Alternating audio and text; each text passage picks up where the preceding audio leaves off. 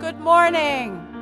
Please rise in body or spirit for our gathering song, Calypso Alleluia. Alleluia is a word that combines rejoicing, praise, and gratitude. This song uses the calypso rhythms of Caribbean people who have known suffering and oppression, and yet who have shared a great gift for celebration with the world.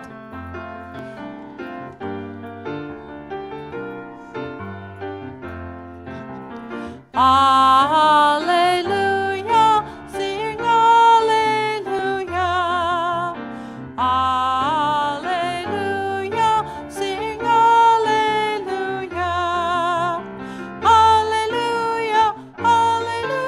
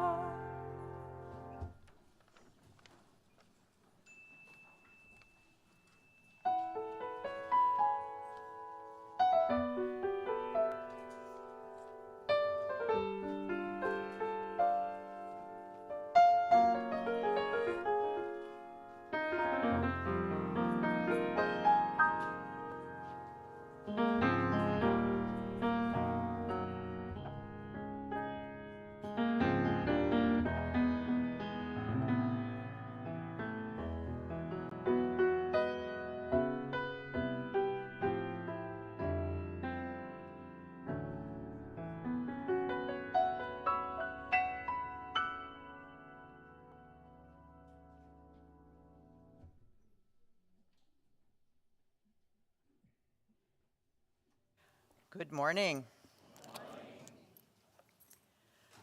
Welcome to this special service today. We are grateful to be gathered here for our blessing of the animals, and in the light of the temperatures that are predicted for today, we are doing our first indoor animal blessing.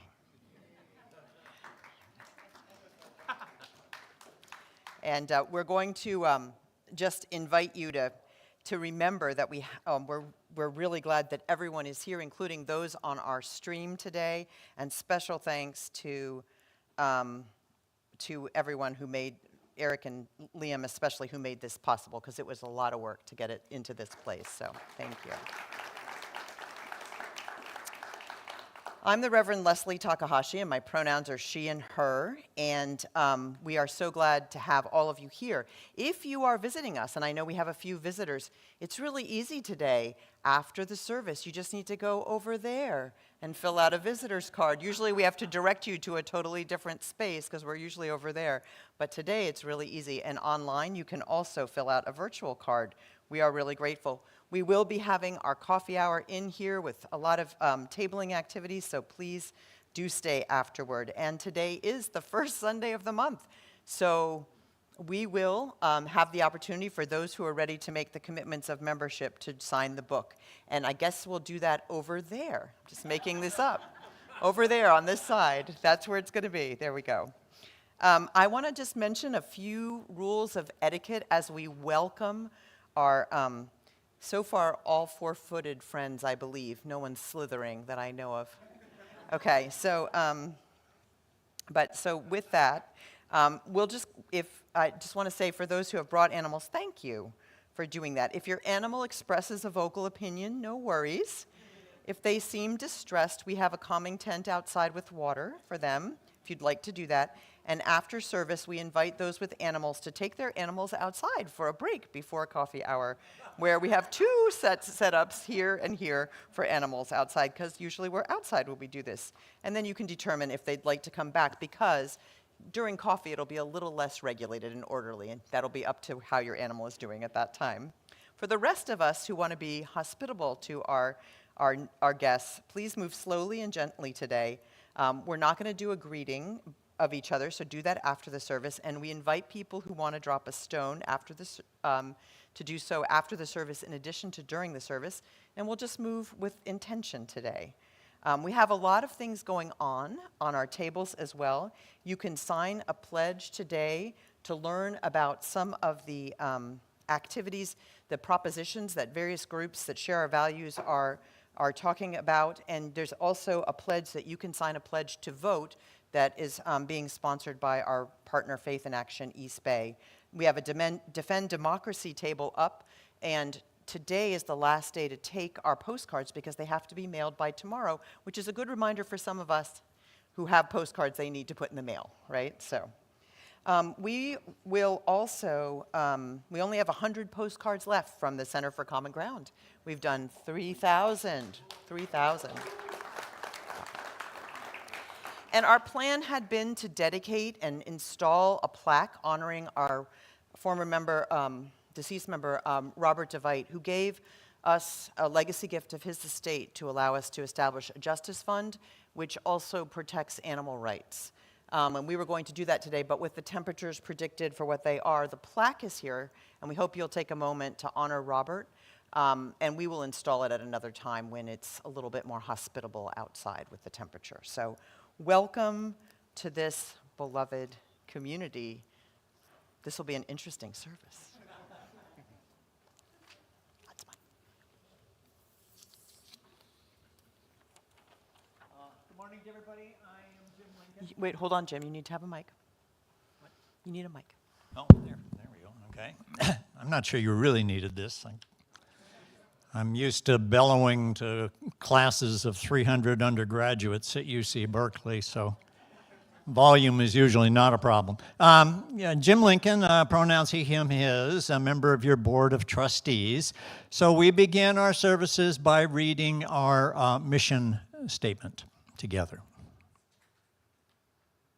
We bring to life our Unitarian, Universalist values as we seek truth and work for justice, nurture compassion and courage, reach out to each other and to our larger community of faith, bridge the divisions that wound the human family, transform ourselves and our world. So a special welcome today to our children and families, and of course to all the doggies and kitties and what have you, four-legged types, and I don't know if there are any winged types here, but they're all welcome, all here to be blessed. If you are with us in person, feel free to join us in Borton Hall. That's easy because you're already here. After the service to meet old friends and hopefully to meet someone new. If you are joining us online, you can meet people in the virtual coffee hour via Zoom.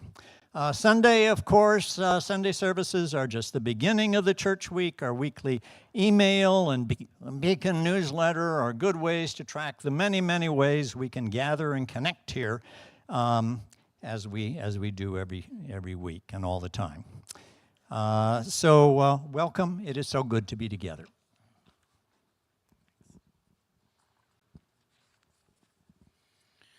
So as we gather together here in this place, I'm going to ask us to take a moment to recognize the complex and shared histories that connect us to this physical land. This is the ancestral territory of the Ohlone and Bay Miwok people. For thousands of years, the Ohlone and Bay Miwok have lived here, caring for the land, water, and life around them. Despite the violence of colonialism and displacement, the Bay Miwok and Ohlone peoples are still here, living, resisting, and reclaiming their rights to their land and culture. We also take this time to remember that this land also bears the mark of the struggles of enslaved Africans. And while chattel slavery has ended, the legacies of exploitation and systemic racism continue to shape our community. People, Black folk, African Americans, have helped build this nation, contributing to the wealth and infrastructure of places like California that often under conditions of exclusion and oppression to this day. For both Indigenous and Black communities, the struggles for recognition, justice, and restoration are deeply intertwined. The call for sovereignty and return of stolen lands echoes alongside the call for reparations and healing from the violence of slavery. We must recognize these interconnected struggles as we continue to work toward a more just future. Today, we are merely not reflecting on this history, but honoring our commitments to action. Whether we are Indigenous, Black, or other, our work is collective in nature. We must center the voices of leadership of Indigenous folk, especially the Bay Miwok and Ohlone, in their efforts to restore their land rights.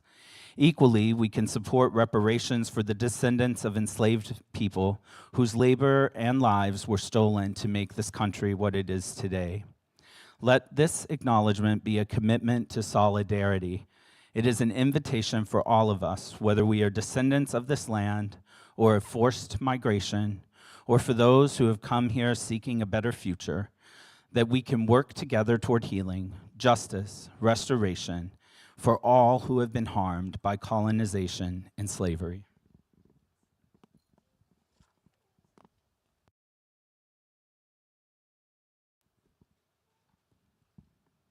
I'd like to invite you to join me in singing Heart Wide Open by Leah Morris. Keep your heart wide open, though the waves want to push you around. You've gotta keep your heart wide open till your faith brings you back to solid ground. I'm gonna keep my heart wide open, though the waves want to push push me around. I'm gonna keep my heart wide open until my faith brings me back to solid ground.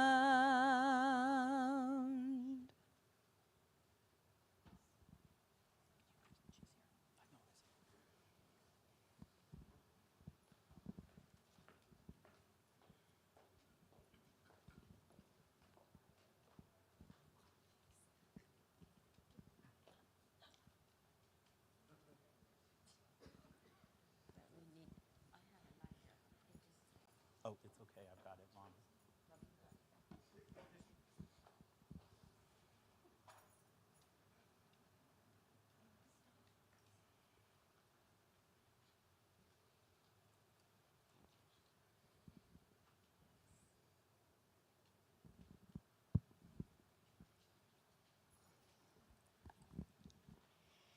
We light this chalice as a symbol of our faith.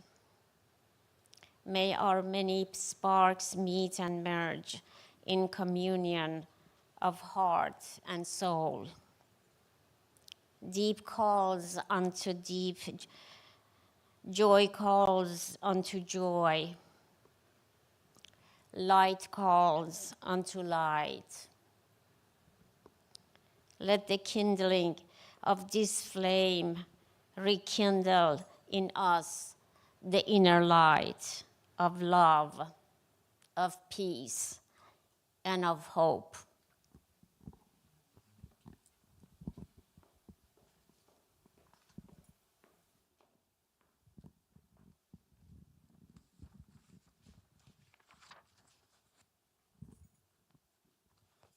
All right, so for today's Time for All Ages, we're going to invite you to stay in your seats because we don't want to spook any of our four-legged friends.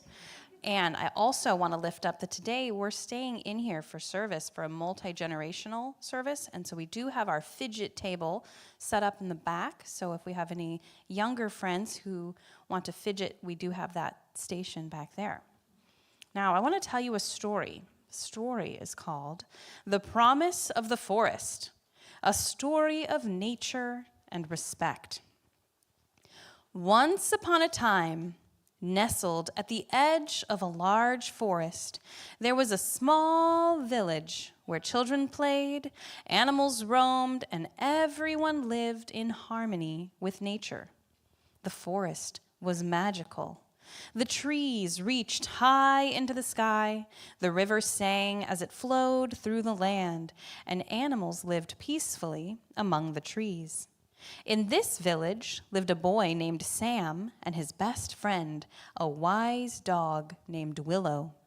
Every day after school, Sam and Willow explored the forest. They loved watching the squirrels leap from tree to tree and listening to the birds sing their cheerful songs. One day, as they wandered through the forest, Sam noticed something was different. The trees had lost their leaves, even though it wasn't autumn, and the stream that usually bubbled happily was low and slow. "What's happening to our forest, Willow?" Sam asked, very worried. "Why does everything seem so sad?" Willow, who was very wise for a dog, looked up at the sky. "The earth is warming up, Sam. People are cutting down too many trees, and the air isn't as clean as it used to be. All these changes are making the forest and the animals feel sick." Sam frowned, his heart heavy. "But I love the forest. There must be something we can do to help." Just then, a soft voice called from the shadows of the trees. It was the forest spirit, a gentle owl named Sage. "There is much you can do, Sam," Sage hooted softly. "The earth is like our home, and we must take care of it. Every creature, big or small, has a role to play. We all depend on the forest and nature to live." Sam sat down on a rock next to Willow. "But how can I help? I'm just one person." Sage spread her wings wide. It begins with respect, young one. You can care for the earth by being kind to the animals, by planting trees, by using less energy, and by telling others to do the same. Every small action makes a difference. Willow wagged his tail. And don't forget, Sam, the animals need our respect too. We should never take more than we need from the forest. We share the earth with all living things. Sam thought about all the times that he had seen people throw trash in the river or cut down trees without planting new ones. He realized that the animals and the trees couldn't speak for themselves, but he could. From that day on, Sam made a promise to the forest. He picked up trash whenever he saw it, he helped plant new trees, and he reminded everyone in his village to be gentle with the earth. He knew that even small changes like turning off the lights when he wasn't using them or walking instead of driving could help the planet. And as the years passed, the forest began to heal. The trees grew tall and strong again. The river flowed happily, and the animals danced through the woods, grateful for the kindness and care that they received. Sam learned that the earth is a gift, and it is up to all of us to protect it, not just for ourselves, but for every animal, tree, and river that shares this beautiful world with us. As the sun set behind the tall trees, Sam and Willow lay under the stars, knowing that they were part of something much bigger. They understood that caring for the earth wasn't just a job for grown-ups, but a job for everyone, for children, for animals, and even wise dogs. And so, the village, the forest, and all the creatures lived together in peace, knowing that with respect, love, and care, the earth would always be there to provide for them, as long as they promised to take care of it too.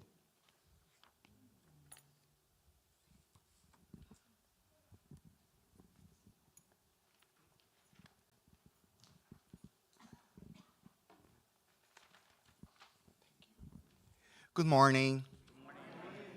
My name is Wes Finhan, and my pronouns are he, him, and his. Today, I'll share with you a tale of two dogs. The first dog brought me to the UU faith, and the second one proved my faith. Back in 2014, I had the deepest and hardest loss that I ever had in my life. I lost my first dog. I had her, Yolanda, since she was a little puppy, to her very last breath. One night, she got really sick, and I was awake all night with her laying on my chest near my heart. And I was praying and crying for her to feel better next day. I prayed and asked, looking to her eyes for hours, until I finally said that if it was her time to go, she could go. But please, I asked her to come back to me. Our story wasn't over yet. She passed next day in the morning. I felt lost, broken, and numb all at the same time. It felt like there was no more music in the world, no sound, no happiness, no more love in my heart. I was so broken and in the darkest place I ever been in my life.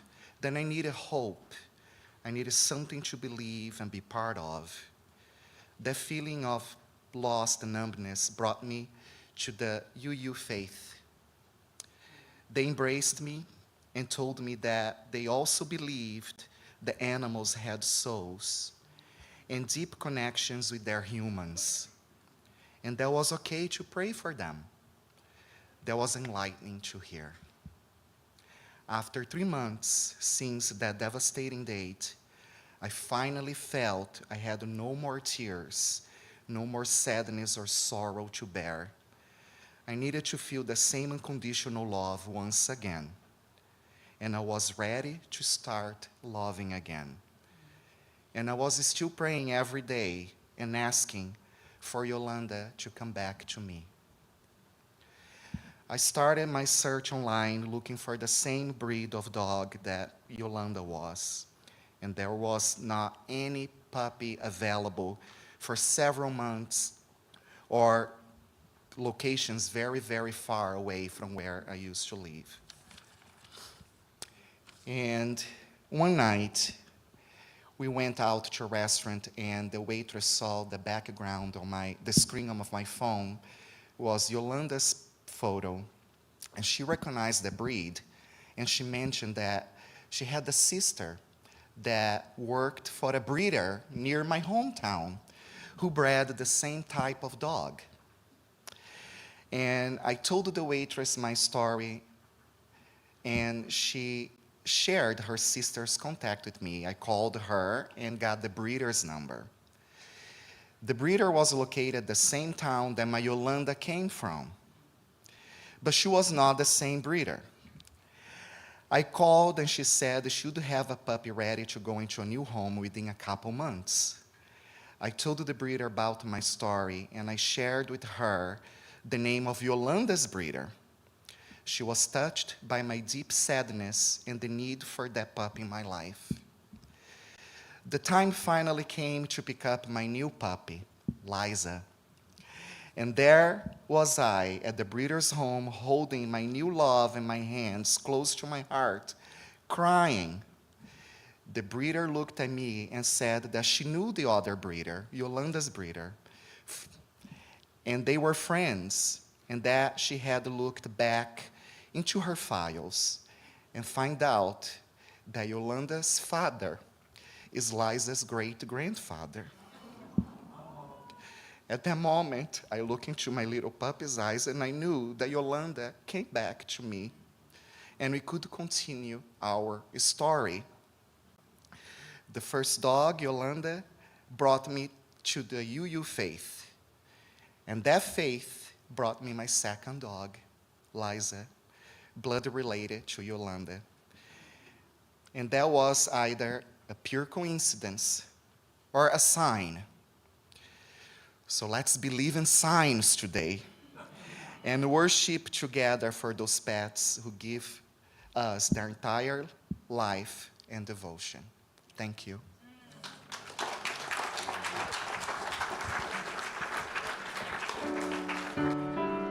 Please rise in body or spirit and sing hymn 203 from the Gray Hymnal, All Creatures of the Earth and Sky. The words to this hymn text, adapted from St. Francis of Assisi, capture his joyous love of nature, and Ralph Vaughan Williams adapted and harmonized this traditional German hymn known as the Old 113th.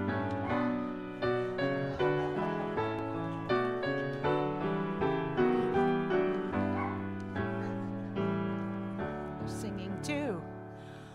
All creatures of the earth and sky, come kindred, lift your voices high. Alleluia, alleluia, bright burning sun with golden beam, soft shining moon with silver gleam. Alleluia, alleluia.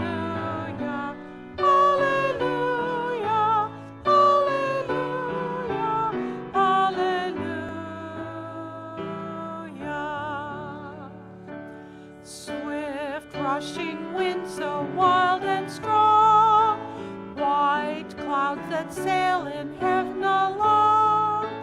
Alleluia, alleluia, fair rising morn in praise rejoice.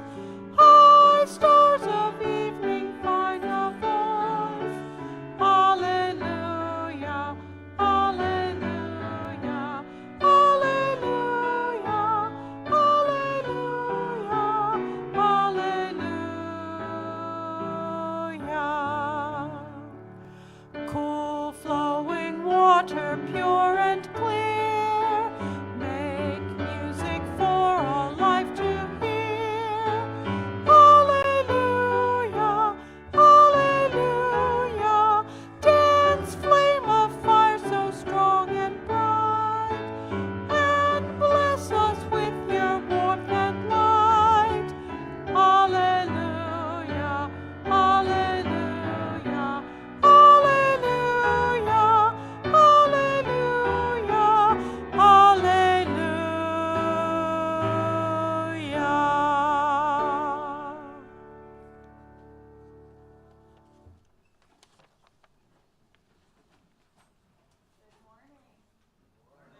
Is it on? Oh, yeah. Hi, good morning.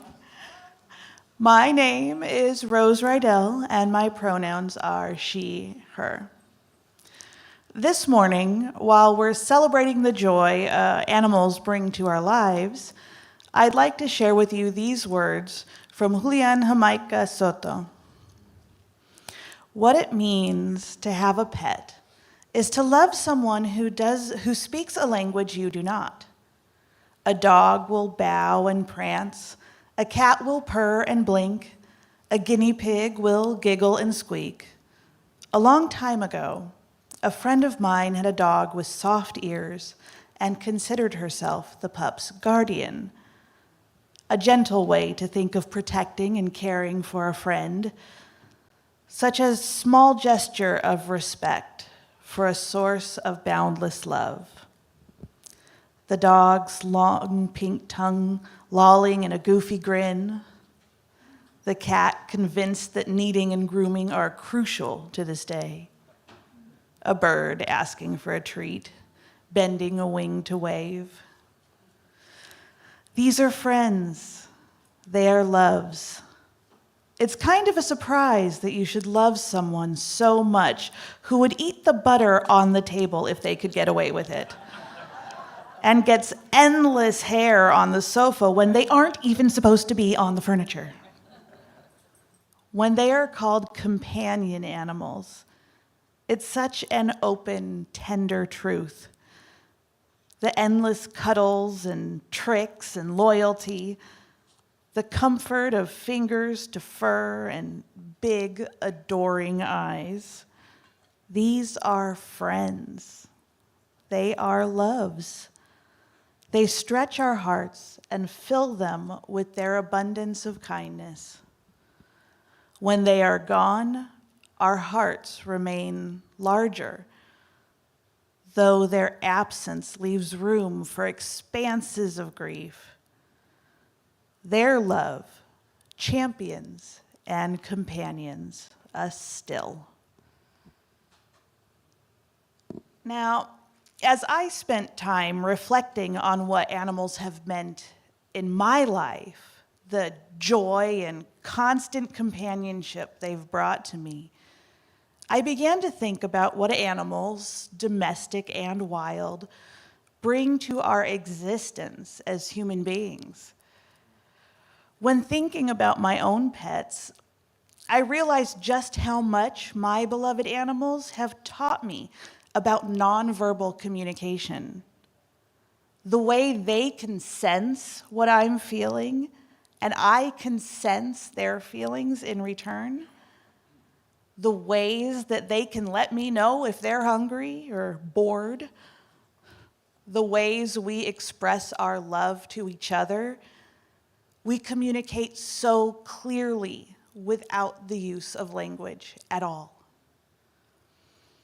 Our interactions with animals also remind us of our connection to the animal kingdom. Living on this planet with our animal siblings, whether it be dogs and cats and the birds flying by and the turkey and deer and squirrel friends here on this beautiful campus, sometimes we can forget that we are a part of the animal kingdom and not separate from it. When we let go of the idea of human supremacy over other living beings, we begin to feel the interconnected web of all life and our place in it. I feel forever blessed and grateful for the beloved animals that have passed through my life. May we all feel the blessing of animals in our lives. Thank you.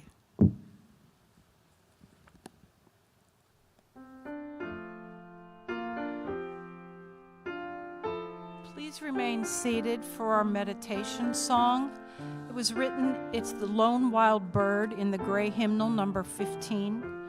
Henry McFadden was a pastor of a Presbyterian church in North Carolina when he wrote this poem for a hymn writing contest. It is set to a tune from the Southern Harmony, a 19th century European American shape note singing collection.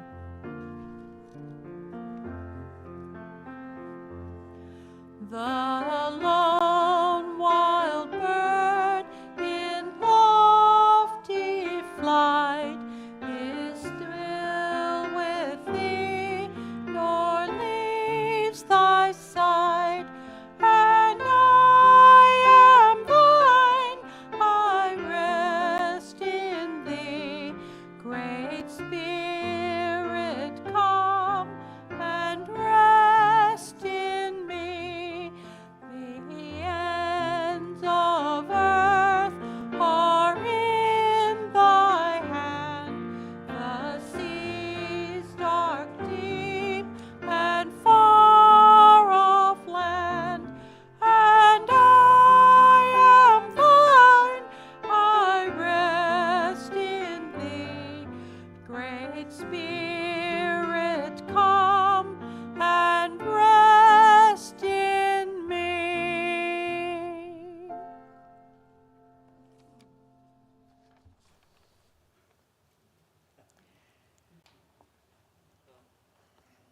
I invite us to take just a minute, and just a minute, because our dear animal companions are being very patient.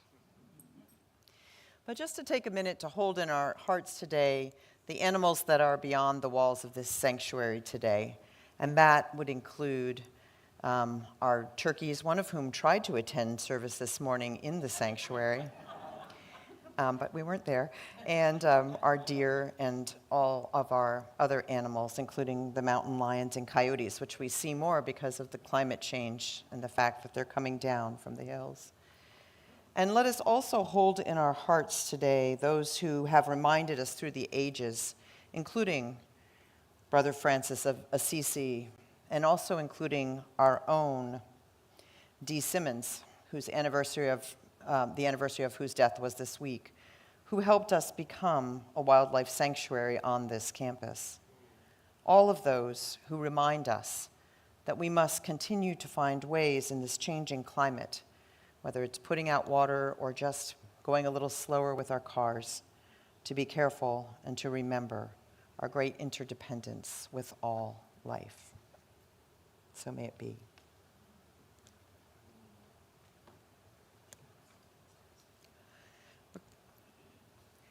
We are going to take a moment and remember our animals that we have lost. Here are some words from Unitarian Universalist minister Reverend Gary Kowalski. Everything dies. Goldfish, great blue whales, friends, and people you love. Accepting death and learning to live with joy in spite of it are difficult challenges.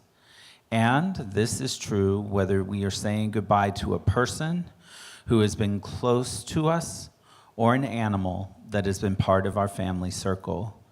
The grief we feel when a relationship is severed can be intense. The animals and birds and reptiles who have become our companions become part of the fabric of our lives. When their lives end, we grieve just as they grieve when a human they love dies. In this part of our service, we honor the commitments and connection to our fellow beings and take a moment to note our grief that they are gone from our lives. And again, I want to acknowledge our gratitude to our member, Robert DeVite, who died in 2017, whom you can learn more about on this table to my right, because he had a great love of companion animals who were the source of great joy and comfort to him in his life. I want to invite us to begin to think about the names of animals that are gone from us. I'm going to invite Marina to ring our bowl, and then I'm going to invite you to call out the names of the animals, birds, and reptiles who are gone from this life and who you will still miss and grieve.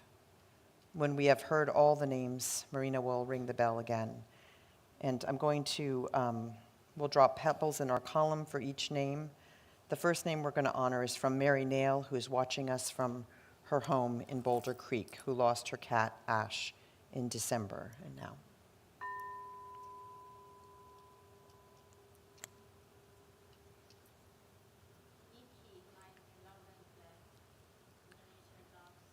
Nikki. Alfie.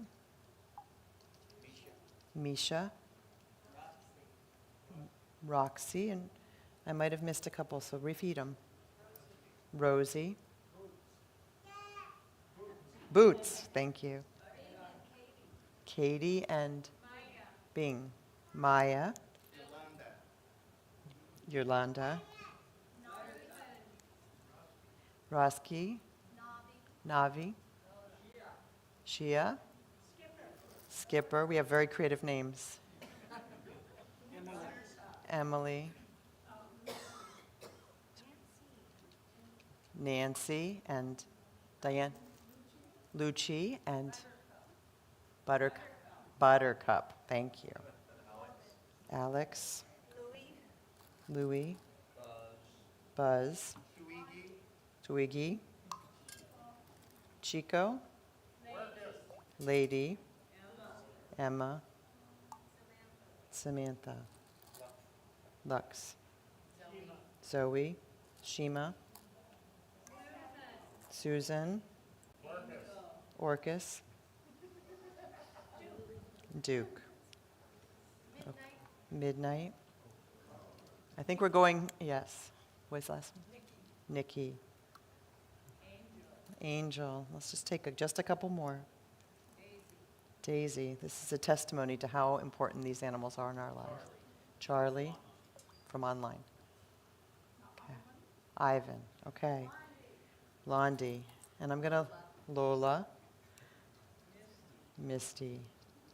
So the animals that have accompanied us throughout our life are clearly with us in this space. And let's just take a moment to hold all of them in the loving embrace of this congregation.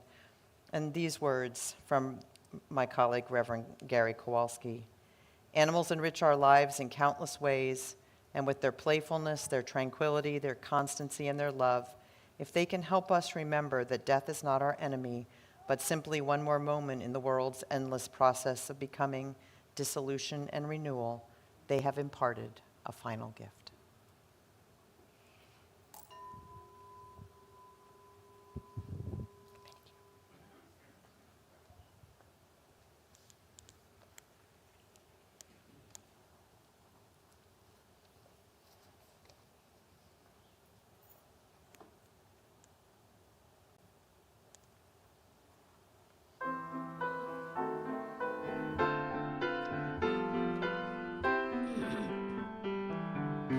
If we could talk to the animals, just imagine it chatting to a chimpanzee. Imagine talking to a tiger, chatting to a cheetah. What a neat achievement it would be if we could talk to the animals, learn their languages, maybe take an animal degree. We'd study elephant and eagle, buffalo and beagle, alligator, guinea pig, and flea. We would converse in polar bear and python, and we would curse in fluent kangaroo. If people asked us, "Can you speak rhinoceros?" we'd say, "Of course-erous." Can't you?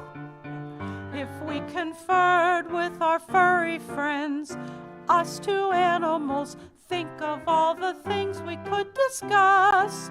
If we could walk with the animals, talk with the animals, grunt and squeak and squawk with the animals, and they could squeak and squawk and speak and talk to us.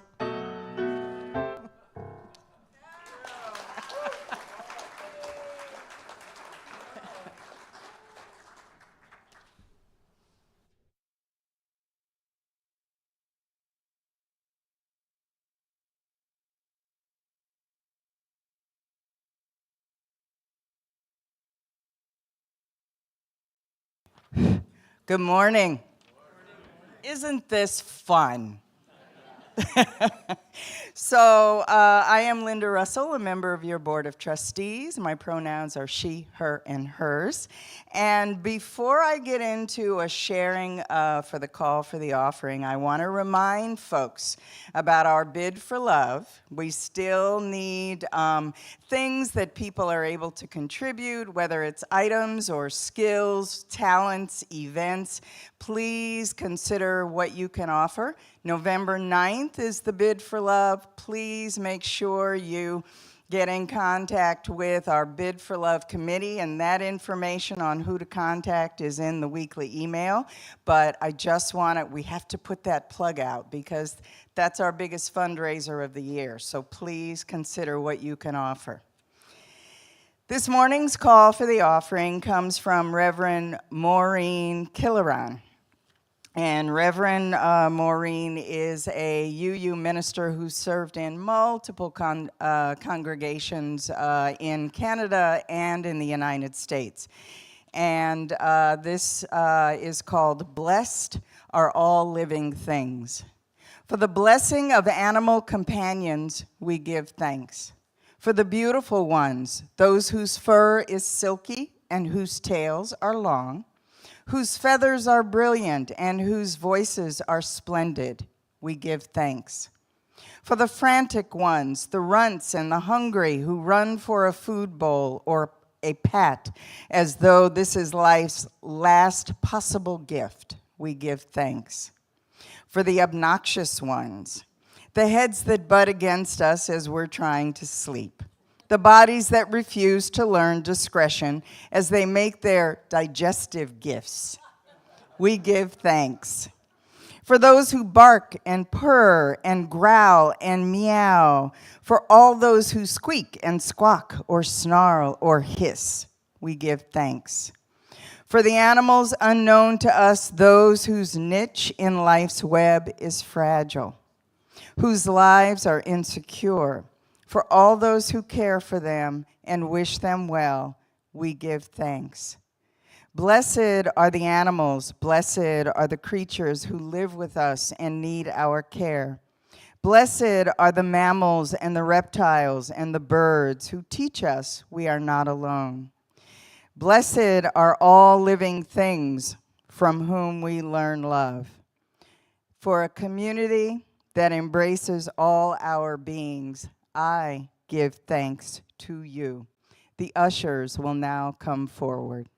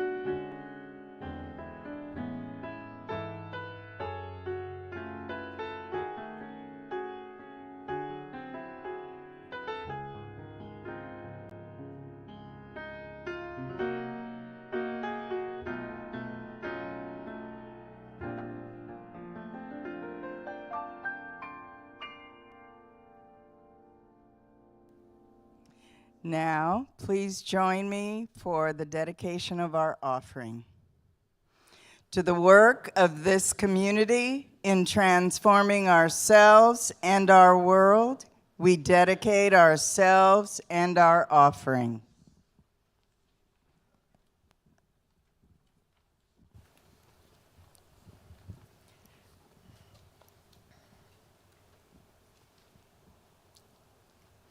It's your time, Pinky. Pinky's been very patient, but excited. Well, for all of our four-legged friends and others who are here who offer us our steady gazes and warm comfort on days when we especially need them, we offer thanks. And I want to just say that the word blessing comes from Old English, and it means to make holy through a religious rite, and also to express gratitude. Now, in our tradition, the blessing is life, and it's inherent in already being born and being here. So we don't need to do anything special to acknowledge that to make that blessing happen, but we do want to give thanks. That is a sacred act, expressing gratitude. So that's really the spirit of what we do today. The blessing of animals is often associated with Brother Francis of Assisi, who is known in the Catholic tradition as Saint Francis. He was known to talk to birds and animals, and he saw their life as an evidence of the divine spirit of God. This understanding of the sacred nature of animals is something we also celebrate. However, it's important to recognize that Francis, who never wanted to be a leader in order to have power, was more than just the charming little figurine that people put on bird feeders and bird baths. He was a radical who wanted to treat all people as equals, including his friend Chiara, who is known as Clare or Saint Clare, who joined him in his ministry. In those days, the gender of male and female were recognized, and Clare worked to help the women learn to live simply, while Francis worked with the men, including those who had chosen to follow him. In addition to treating animals with respect, Brother Francis and Sister Clare, as they were known, modeled a radical and simple way of living, where they lived without luxuries or even without basics, so that others might live. Both became leaders in orders, but neither wanted to be the big leader. Instead of leading through power, they led through example. So today, as we take time to honor and be grateful for these animals, let us also remember this model of leadership, which we see in too many instances in our world today. And let us honor two leaders who saw the dignity of animals and the humanity of all people, including those who were sick or poor or outcast. So we are grateful this morning for those whose sniffs and excited barks and purrs and squeaks and whistles are comforts to us, and who just always let us know they're with us, woven into the fabric of our life and days. And for our feathered and scaled friends who live perhaps a bit more aloof, but whose presence allows us to watch another life form, we are grateful. Through their chirps and hisses, we are reminded in this place that we are bound together. For this chance to recognize that we share connections with our beloved animals and with all life in our world, and to honor that we are a part of the web of life, we are thankful. So in a minute, we're going to be coming around to our friends. I'm going to start with Pinky, but we have plates, and I'll be interested. These are 2 new recipes for me for the dog and cat treats. We have bits of carrot and cabbage, but I don't think anyone's here that will want those. See me afterward if that's different. We're going to read the names of the animals, and then we'll have a brief statement of our gratitude and blessing.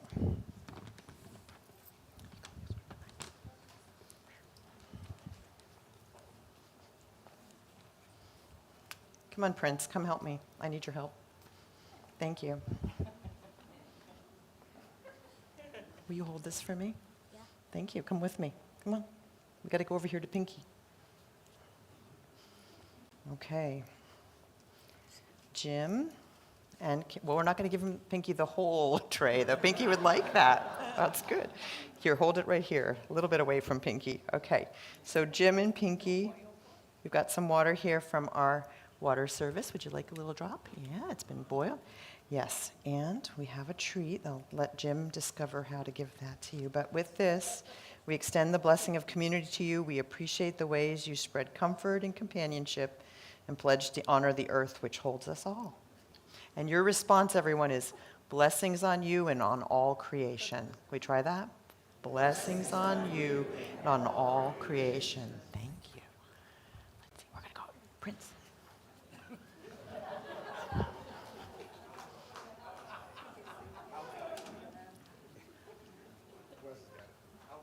Liam, Rodney's mic isn't on. Oh, okay, great. And I have the pleasure of saying hi to my own Basil. So in the sight of your precious existence, we extend the blessing of community to you. We appreciate the ways you spread comfort and companionship and pledge to honor the earth which holds us all. Blessings on you and on all creation.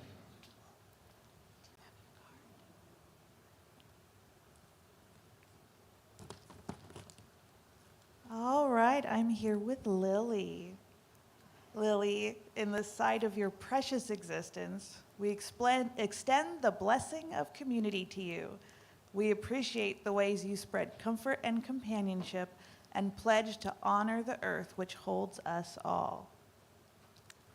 Blessings on you and on all creation. Oh, and I'm here with Juniper, who I have met before. Hi, Juniper, and Chris and Peter. Peter and Chris and Juniper, in sight of your precious existences, we extend the blessing of community to you. We appreciate the ways you spread comfort and companionship and pledge to honor the earth, which holds us all. Yeah, that water's not that interesting, but this might be more interesting. Blessings on you and on all creation. And I'm with Rana and virtually, and her cats, Baby, Honey Bunny, Katrina, Prince Kara, Goldie, Twinkie Toes, and Moon. In the sight of your precious existence, we extend the blessing of community to you. We appreciate the ways you spread comfort and companionship and pledge to honor the earth which holds us all. Blessings on you and on all creation. And I'm here with our friend Gromit. Gromit, in the sight of your precious existence, we extend the blessing of community to you. We appreciate the ways you spread comfort and companionship and pledge to honor the earth which holds us all. Blessings on you and on all creation. And I have another blessing from online, Julie Yip, and her cats, Gandalf the Wizard, Dora the Explorer, and Ringo the Star. Blessings on you and on all creation. And I want to just say that we're also, Ursula Bartels was here earlier with Sophie. Sophie thought this was a little much, so they left. But we are holding Ursula and Sophie as well. And blessings on you and on all creation. And for those of you who have a beloved at home, we have some extra treats over there that perhaps you can bring in little to-go cups. So there you go. So let's just say this one more time for all the animals that give us joy. Blessings on you and on all creation.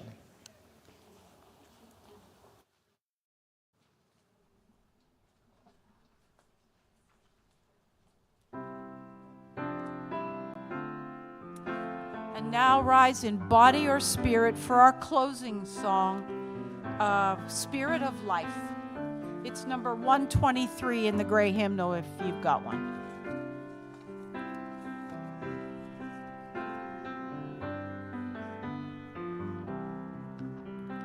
Spirit of life, come unto me.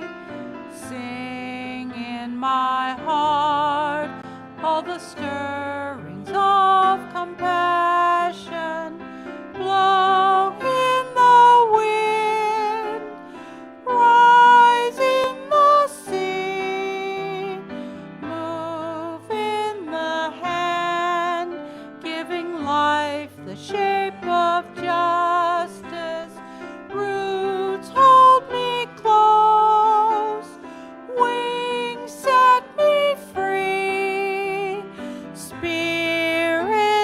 of life, come to me, come to me.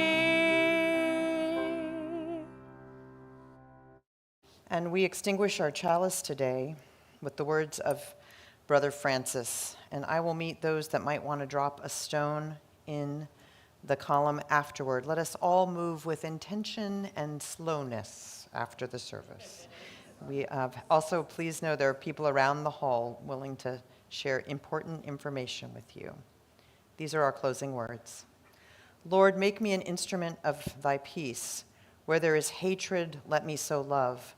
Where there is injury, pardon. Where there is doubt, faith. Where there is despair, hope. Where there is darkness, light. And where there is sadness, joy. May we take these blessings out into our world. Thank you all for being part of our experiment.